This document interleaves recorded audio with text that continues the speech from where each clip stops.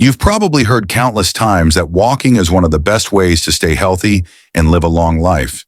It's been drilled into our heads that just walking every day, even for a few minutes, can keep our bodies in great shape.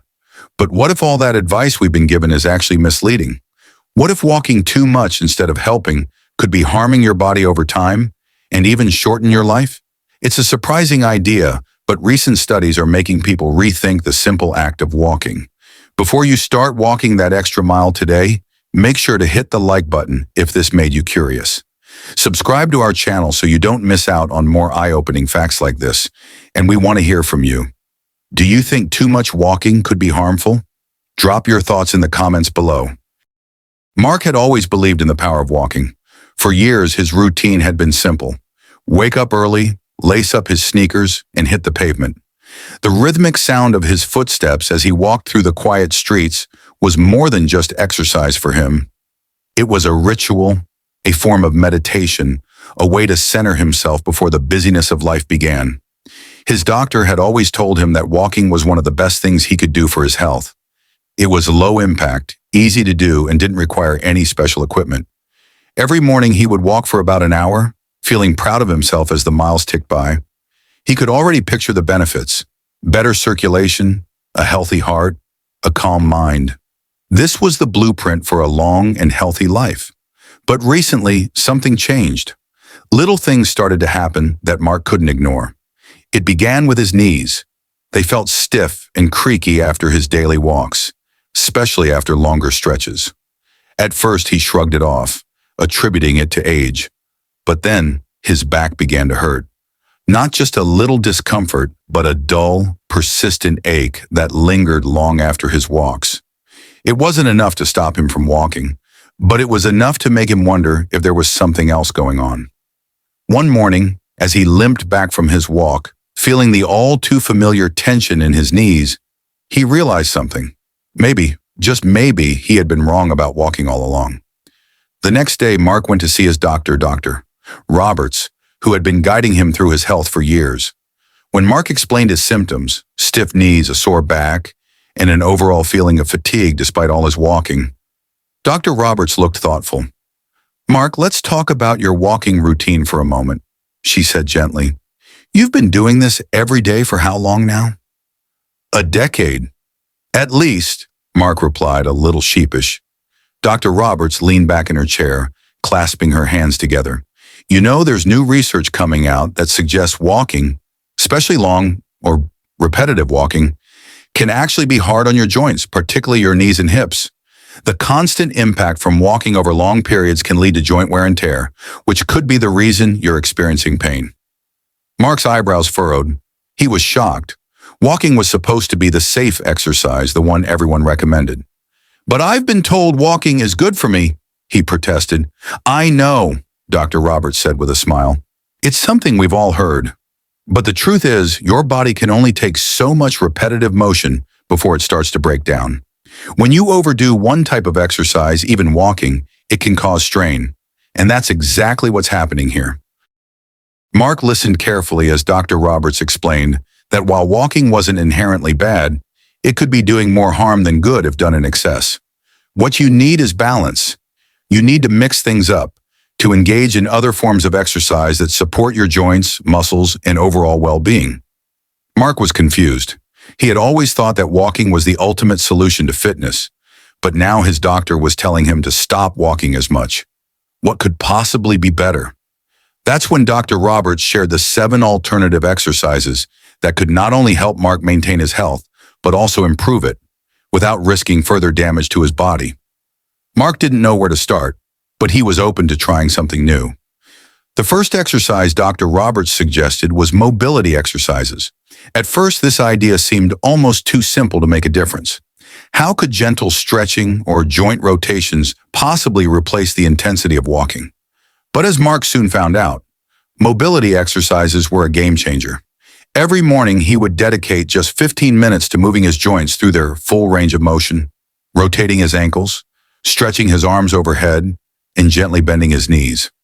It wasn't about strength or speed, but about maintaining the flexibility and fluidity in his body that he hadn't realized he was losing. Slowly but surely, he noticed a difference. His joints felt less stiff. His muscles became more relaxed. And for the first time in months, the ache in his knees began to fade. Strength training was the next surprise on Mark's journey. He had always thought that strength training was for bodybuilders or athletes, not for someone like him. But as he started lifting light weights, focusing on squats, lunges, and simple resistance exercises, he noticed a powerful shift. Strength training didn't just build muscle, it supported his bones, increased his metabolism, and, most importantly, took the pressure off his joints. After just a few weeks of strength training, Mark's lower back pain had lessened. His legs felt more stable, and he had more energy throughout the day. This wasn't just about looking stronger. It was about building a body that could support his health for the long term. Then came interval training, or HIIT, which Mark initially dismissed as something only elite athletes did. But as he researched it further, he learned that high-intensity interval training could be done in short bursts, often in as little as 20 minutes. So Mark started with cycling intervals. For 30 seconds, he would pedal as fast as he could on his stationary bike, then take a full minute to recover before doing another sprint. The results were staggering. In less time than he would have spent walking, Mark's cardiovascular health improved, his stamina increased, and he felt less fatigued overall. The intensity of the intervals was challenging, but the recovery period allowed him to catch his breath, making it an excellent alternative to his lengthy walks. Mark didn't stop there. He also embraced the mind-body connection offered by yoga. His first yoga class was awkward. He struggled to balance in the poses, and his muscles screamed at him for stretching in ways they weren't accustomed to. But he persisted, attending yoga classes twice a week, and soon found that yoga wasn't just about flexibility. It was about strength, balance, and mindfulness. With each class, Mark could feel the tension in his body release, the stiffness melt away, and his muscles lengthen. The slow, deliberate movements calmed his mind, helping him de-stress in a way walking never could. And as the months went by, his posture improved, his back pain reduced, and his overall flexibility soared. It wasn't long before Mark gave cycling a more serious try. He had always liked the idea of cycling but never made it a consistent habit. With his new focus on low-impact exercises, cycling became his go-to outdoor activity. Unlike walking, which had a repetitive impact on his knees, cycling provided an excellent cardiovascular workout without stressing his joints. As Mark spent hours pedaling along scenic trails, he began to notice that his legs grew stronger, his knees felt better, and his stamina increased. The fresh air, the sense of freedom, and the beauty of nature made cycling not just a workout, but an adventure. Swimming was the next form of exercise Mark integrated into his routine. At first, he was hesitant. He wasn't a strong swimmer, and the idea of getting in the pool intimidated him. But as soon as he took the plunge, he was hooked. Swimming was gentle on his body. There was no pounding impact like walking or running. Every stroke felt soothing, and the cool water offered a sense of relief from the heat. Swimming worked every muscle in his body at once, building strength and endurance in a way walking could never match. The best part? The more he swam, the less pain he felt in his joints. His knees and back were starting to heal in a way they hadn't when he just relied on walking. Lastly, Mark discovered the beauty of walking meditation. It sounded strange at first, but as he began to practice it, he found that it was an entirely new way of being present. Instead of walking to burn calories or get from point A to point B, walking meditation focused on the journey itself, every step, every breath. Mark started practicing mindfulness as he walked, paying attention to the sensation of his feet touching the earth, the rhythm of his breathing, and the way his body moved. It wasn't about distance or speed. It was about experiencing the moment fully.